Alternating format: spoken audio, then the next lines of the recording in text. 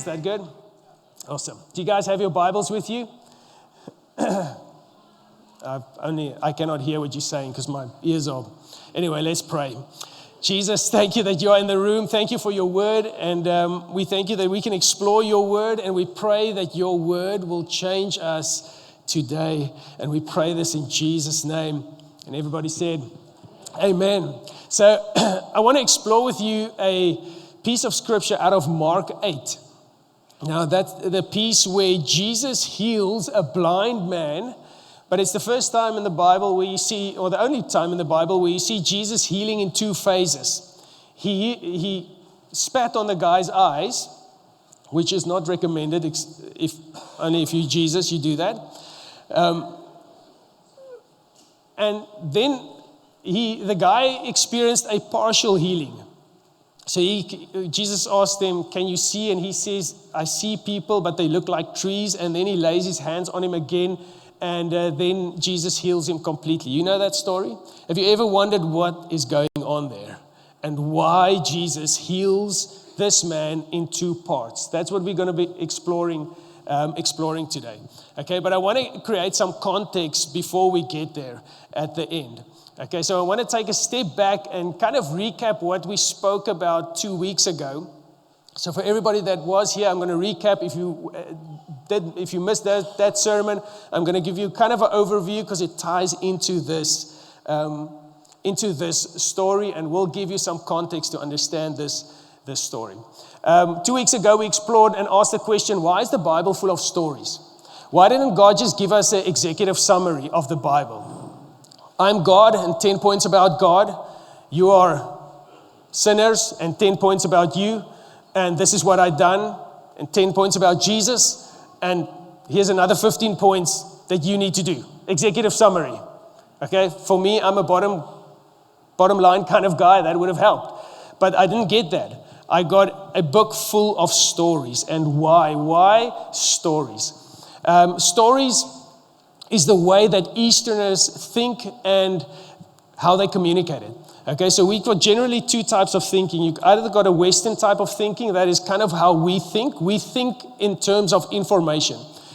Easterners thought differently. They thought in metaphors, in word stories, in word pictures, and in stories. And that is how they communicated. Okay, so for instance, instead of saying, God cares for you, he says, I'm your shepherd.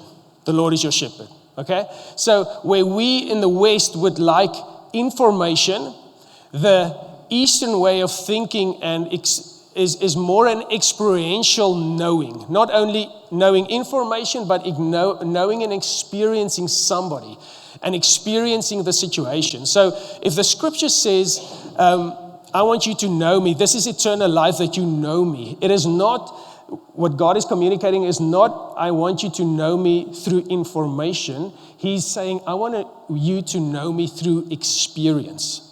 That is the idea of knowledge in the Bible. It's the word yada. It is to experientially know God. So in the West, you can have a professor at university that teaches a subject that he has never worked in. He transfers information, right? But who of you know, if you have a professor that knows everything and he has worked in that field, that just takes you up a notch, okay? That is actually knowing. Not knowing only information, but knowing the field that he used to work in. Now, when it comes to the Bible and it comes to the scriptures, God is wanting you not only to know the Bible, but to know the Bible, to experientially know the Bible. Because we can quote the scriptures back and forth, but if I have not yet had an encounter with the God of the scriptures, I don't know yet. Okay? So, and that's a picture that Jesus paints. Even he says to in the New Covenant, he says, listen, the demons believe in Jesus. Paul speaks about faith and he says, well, faith without works, it's dead. So information alone is not enough. Okay, so when the Bible tells stories, it is kind of to convey to us there is a story, and it's called God's story. And we are written into his story. Sin took us out of his story, and Jesus invites us back into the story of God. And the way Easterners will communicate was through stories, right? Jesus even said parables, right? He taught nothing without parables and through parables. And it was through the storytelling that they revealed truth, okay? Now, what we spoke about last time is the story of David and David stepping into God's story, killing Goliath. And before he killed Goliath, he said to Goliath, "Today I will kill you, cut off your head, and everybody will know, everybody will experience that there is a God in Israel." And the idea, what was happening there was David was a shepherd boy that was just willing to step into God's story. And through him stepping into God's story, God gave him the power to kill Goliath. And through him stepping into God's story, a lot of people experienced that there is a God. And the idea is that God is inviting all of us to step into his story. And as we step into his story through our lives, and as we bring our stone, our thing that we have, our talent, our work, whatever it might be, God can move in us and through us so that the people around us can actually experience that there is a God in heaven. So never only settle for information. We want to settle for the knowing, the experiential knowledge of knowing God, really, really knowing God. Remember we said last time that the Bible is written for us in the sense that it was written that today in where we live in Paul, Wellington, that we can know God. But this book wasn't originally written to us. It was written to an audience in a certain way to communicate truth, and we need that context to completely understand what this is communicating. Otherwise, we will miss the point of the scriptures. Does that make sense? Okay, so they communicate in stories. Now, God's invitation for us is to step into his story, to participate in his story, and to experience him within the story. Now, when we have Western thinking, I don't know about you, like sometimes we want to understand before we obey. Okay, John 7:17 says the following, Jesus' invitation: if anyone's will is to do God's will, he will know whether the teaching is from God, whether I am speaking on my own authority. So the invitation is from Jesus: do what I tell you to do, and you will see if I am from God or not from God. Okay. Now, when it comes to the scriptures and stepping into deeper revelation of who God is, we need to remember that obedience leads us to deeper revelation. So sometimes we stand in the West and like, I want all the information before I take another step.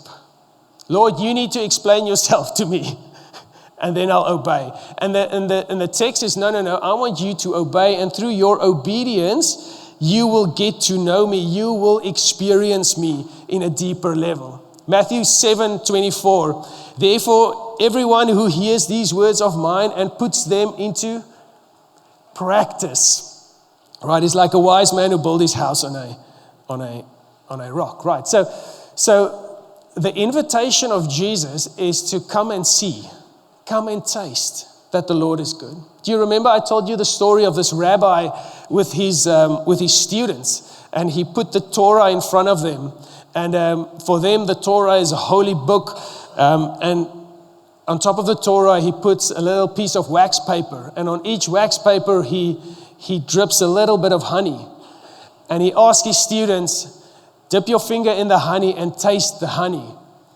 And then he used the scripture, taste and see that the Lord is good. And the lesson for them was, it's not good enough to know the Bible.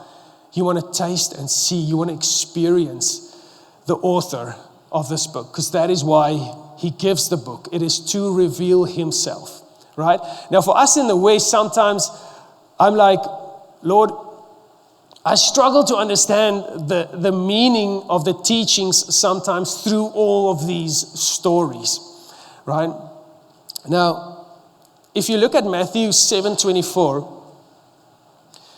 everyone who hears these words of mine, put them into practice, is like a wise man who built his house on a rock. Now, here Jesus goes into a parable again, and we all know this parable, right? The wise man built on the rock, the waters came, and his house stood strong, right? And there was another man He also built a house. You remember? He built it on the sand. Okay, now when I hear sand, I'm thinking Mauritius beach, amazing. That is not what they were thinking. What they were thinking and hearing when they heard sand is kind of a dry creek bed. One of the biggest dangers in the desert and where the audience of Jesus lives was flash floods. You can have a beautiful blue sky and it rains somewhere else and a flash flood comes and it washes everything away. And what Jesus is saying to his disciples here is, if you build on the rock, the flood is going to come for everybody. So as a Christian, we are not exempt of difficulties. Okay? If you're 10 and older, you have learned this. We're not exempt of difficulties. The water is going to come. That's not the question. The question is, who's going to remain? The person who does the word is going to remain, who puts it into practice. And the guy that only knows the word but doesn't do the word is like the guy that built in that dry riverbed. And when the water comes, it's going to wash them away. So Jesus tells a story. Now this story, this parable in Matthew 7:24, is a parable that Jesus tells at the back end of the Sermon on the Mount. Now, what they will say a parable and the stories is, a story is kind of a way that it's a technique that they use to show you how to obey the teaching that has just been given. So Jesus will say, love your neighbor, and then he tells the parable of the Good Samaritan. And the parable of the Good Samaritan is, how do I love my neighbor? How do I do this? Right? And this parable that Jesus is telling here about the wise man that built his house on a rock and the foolish man that built it on the sand is kind of to tell them how to obey the Sermon on the Mount. So they would say that a parable is like basket handles. So if you imagine a basket is the teaching, but to carry that basket, you need handles. And a parable will give you handles how to obey what has just been taught. Okay, so the stories that we read in the New Testament and the parables is never to hide truth, but it's actually to help us to step into the reality of that truth. Now, if Jesus says to you, I want you to love your neighbor, and then he tells the story of the Good Samaritan. I don't know if you've read that, but that is extremely difficult and confronting to read. It explains to us that it's not the people you love that you are called to love, but everybody, right? And when we read the Sermon on the Mount, that's also super difficult. It's kind of, Jesus explains how we can obey him and should obey him in every part of our lives, right? In every relationship, more importantly, in our lives. And that is super difficult. And it should be that way. Because the invitation through the teachings is for me and you to come at a place where we know we cannot do this. We need his empowerment. Okay? Now, whenever we step into his story, we participate, we experience. But God has a goal with your participation and your experience. He's got a third step. There's 3 phases in us participating. It's you participating, you experiencing, but that all should lead somewhere. That all leads to a third aspect, and that is trust. It is to learn to trust him. So the teaching of Jesus and these stories invites us into obedience. But it's good for us to read that and say, Here, help. I cannot do this. I need your empowerment. And that is what God wants. He wants us to be pulled into his story so that we can know him and learn to trust him. Okay? Do we have that picture of Charles Blondin? I want to this guy tightrope the Niagara Falls for the very first time in his swimming costume, it seems, in 1859, right? A lot of people came probably to see a man die, but he was super talented. He walked over this tightrope in 1859, and then he started to take things over, like he took a chair over and sat on that rope in the middle of the rope. Then he took a small table and a chair, and he balanced that in the middle. And then he started to take these things. At one stage, he pushed a wheelbarrow over the rope as he tight-roped, walked from the one side to the other side. And the story goes that he came to the one side and he shouted and he said to the crowd, "Do you believe I can cross this rope and I can do this?" And everybody shouted, "Yes, we believe you can do this." And then he said to the crowd, "Well, if you say you believe, get into this wheelbarrow and allow me to push you over this tight rope." Now, in the Hebrew mind, that is called faith. It is only when I get into the wheelbarrow, now I've entered the realm of faith. Before that, it was a realm of knowledge. I've not experienced it yet, right? Are you guys with me? Ek kan nog nie saam praat nie. Ek kan nie saam praat as ek dit nie gedoen het nie. And the idea of faith is an invitation to trust Jesus so much that we get into that wheelbarrow and allow him to push us over. Now, for who of you that would be super difficult, right? As jy getroud is, al eerder jou spouse sê, gaan jy, kyk of hulle dit maak. Right? You suddenly become super encouraging. Like, no, you can do it, go for it. Right? So there's a participation. It's kind of that we see, but then there's a participation. But then there's this last step. It's stepping into trust. Now, when it comes to the story in Mark 8, this is the lesson that Jesus is teaching his disciples. And I want you to open up your heart to hear the message within this lesson that he's teaching. And if it does apply to you, I would love to pray for us. Okay? So, if you have your Bible, Mark 8, let's read this. They came to Bethsaida, and some people brought a blind man and begged Jesus to touch him. He took the blind man by the hand and led him outside of the village. And when he had spit on the man's eyes and put his hands on him, Jesus asked, "Do you see anything?" He looked up and said, "I see people. They look like trees walking around." Once more, Jesus put his hands on the man's eyes.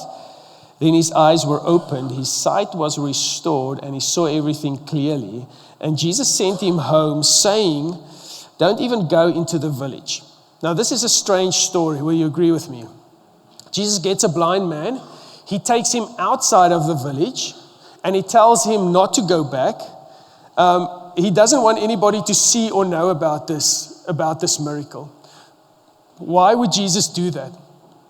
Jesus does that here because the lesson he wants to teach is not for the crowd. The lesson he wants to teach here is for his disciples. Now, this story is part 3 of a 3-part story. Okay, so you need to see the bigger context to understand why Jesus is healing a blind man, and he wants his disciples only to see this. Now, to know the bigger story, we need to go back to Mark 8, verse 1. I'm probably going to pick up the story in verse 14, but let me give you the overview. This is the time where Jesus fed 4,000 people. A while ago, he fed 5,000 people. He walked on the water. And once again, there's a lot of people walking with him and following him for 3 days. They haven't eaten anything. He wants to give them food. And he multiplies bread and he gives it to his disciples, and they give out bread. Right? They say it was about 4,000 men, excluding women and children. So we're kind of looking at about 10,000 people. Okay, Jesus, the way he does, he kind of went to a controversial area. It was kind of on the borderline of a Gentile area called the Decapolis. The Decapolis was kind of 10 cities that Rome, Greek cities that Rome took over, and they had everything that's good, running water, and all of those things that would make life easy. But it was also full of idolatry and stuff like that. So the Jews would avoid these areas, okay? So it's a mixed group of people, but apparently Jesus' teaching has gripped them so much that they forgot about their differences and they're listening to Jesus. And after 3 days, Jesus multiplies the food, and the disciples at this stage are so part of Jesus' story, they are giving away bread, right? They are participating in the miracle of Jesus, right? Now think about 10,000 people, and you have to give food to all of them. I mean, they would have been so tired after that, right? So they end up, they give all the food, and Jesus sends the crowds away. Let's pick up the story in verse 14. The disciples had forgotten to bring bread. Wie van julle het al gaan visvang en dan vergeet jy die aas? Of they forgot to bring bread, except for one loaf they had with them in the boat. Be careful, Jesus warned them. Watch out for the yeast of the Pharisees and that of Herod. They discussed this with one another. It is because we have no bread. Aware of their discussion, Jesus asked them, why are you talking about having no bread? Do you still not see and understand? Are your hearts hardened? Do you have eyes but you fail to see, and ears but you fail to hear? And don't you remember when I broke the 5 loaves for the 5,000? How many basketful of pieces did you pick up? 12, they replied. And when I broke the 7 loaves for the 4,000, how many basketful of pieces did you pick up? They answered 7. And he said to them, do you still not understand? And it's right after this question. Jesus is asking them, guys, you've got eyes, but you don't see. You've got ears, but you don't hear. Is your heart so hard you don't understand? What don't we understand, Jesus? And the next lesson they step into is Jesus partially healing this blind man. Why? What Jesus is saying to his disciples is, you guys are like this blind man. You can partially see, but you cannot fully see. He's saying to them, you are participating in the miracles. You have followed me. You have seen the miracles. You have participated in this, but you are only partially seeing. And why does Jesus tell them they can only see partially? Well, because at this stage, the disciples believe that Jesus can do the impossible. They just don't believe Jesus would do the impossible for them. Now think about this.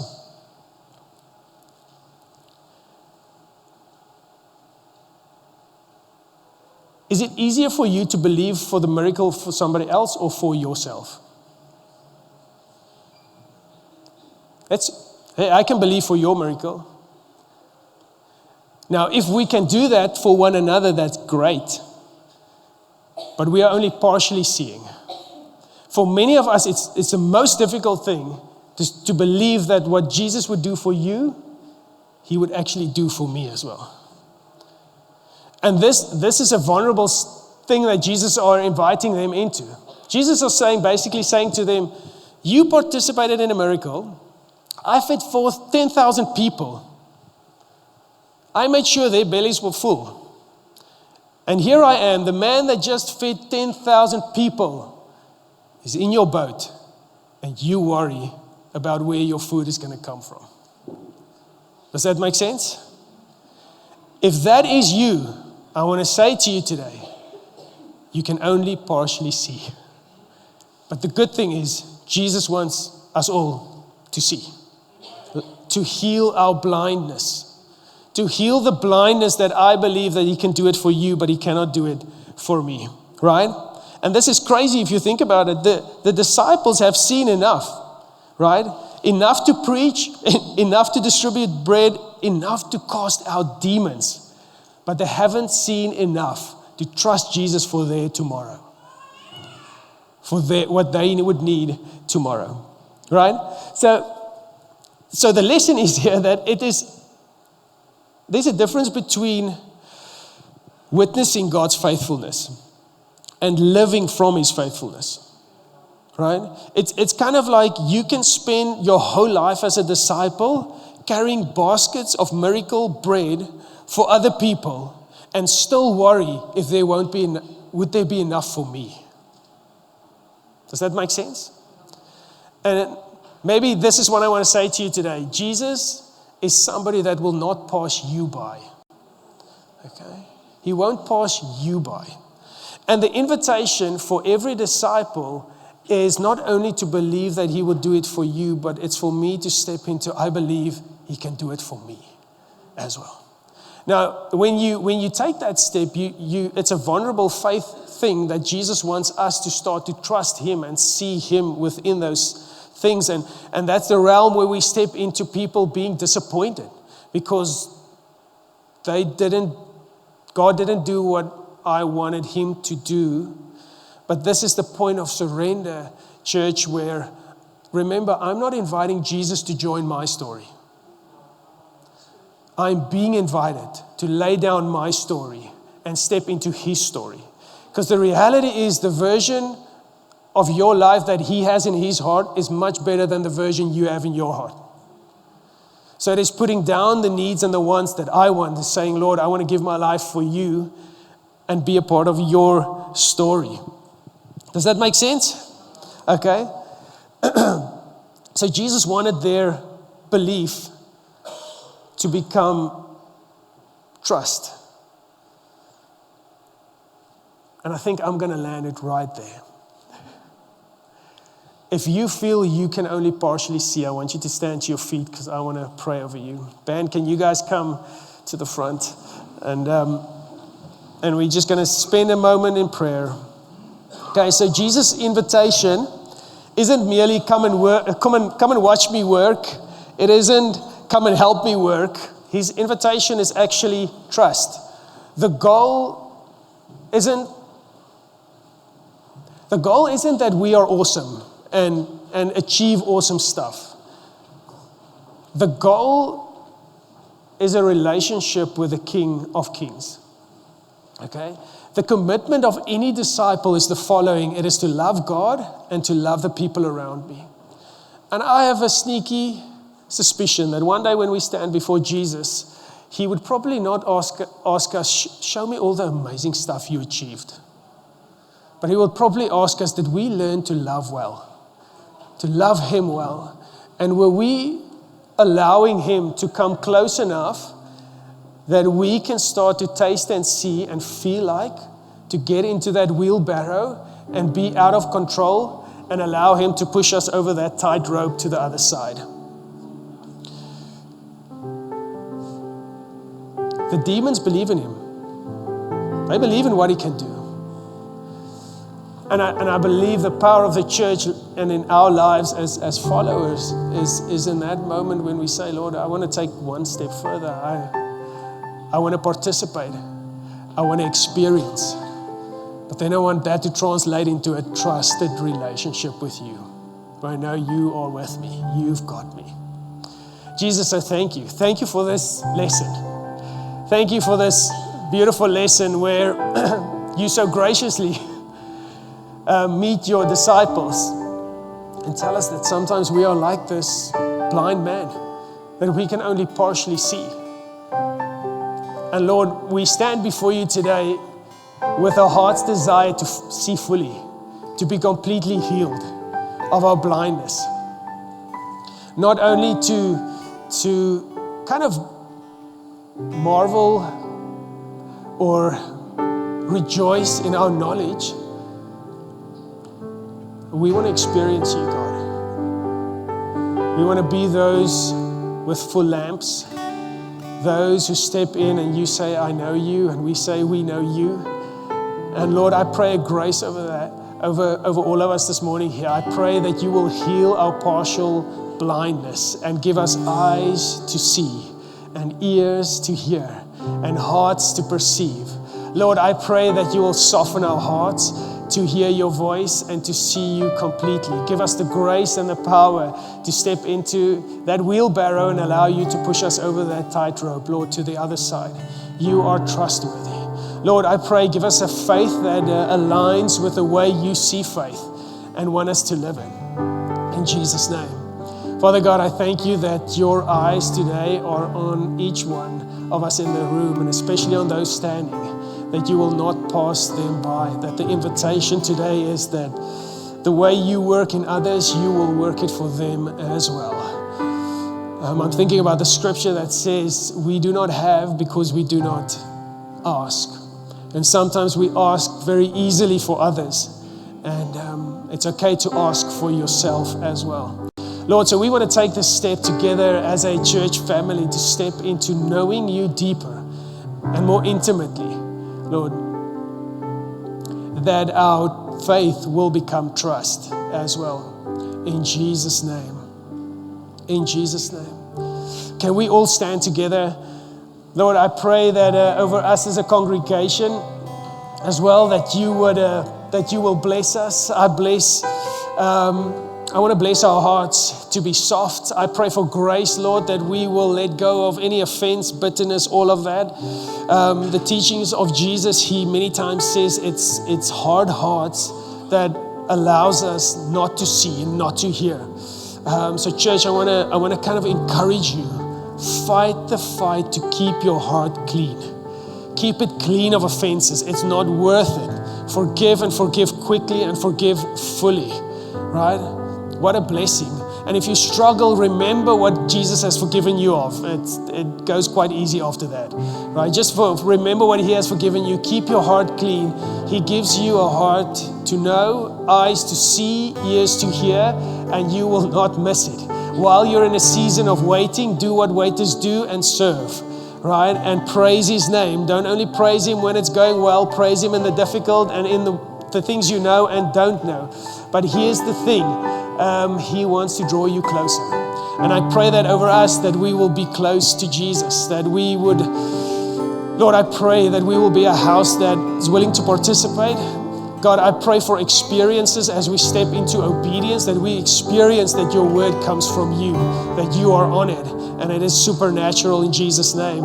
I pray for our hands, Lord, as we break bread, that we will have hands that participate and experience in the miracles, Lord, but that we will also be those that know that you will do it for us as well. The man that fed the 5,000, the man that fed the 4,000, the man that walks on water, the man who died and rose again is in your boat. He's in your boat. And for that reason, he tells us, what are you anxious about? Why do you worry about tomorrow? I'm in your boat. Lord, so I just pray right now, would you lift all anxiety, all performance pressure, all fear, and will you flood us with faith? In Jesus' mighty name. In Jesus' mighty name.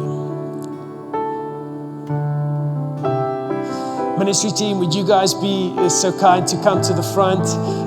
Hey, we want to create some space for ministry. So if you're in the room and the Holy Spirit has been speaking to you and you want somebody to lay hands on you, we would love to pray with you, to pray for your eyes, to pray for courage.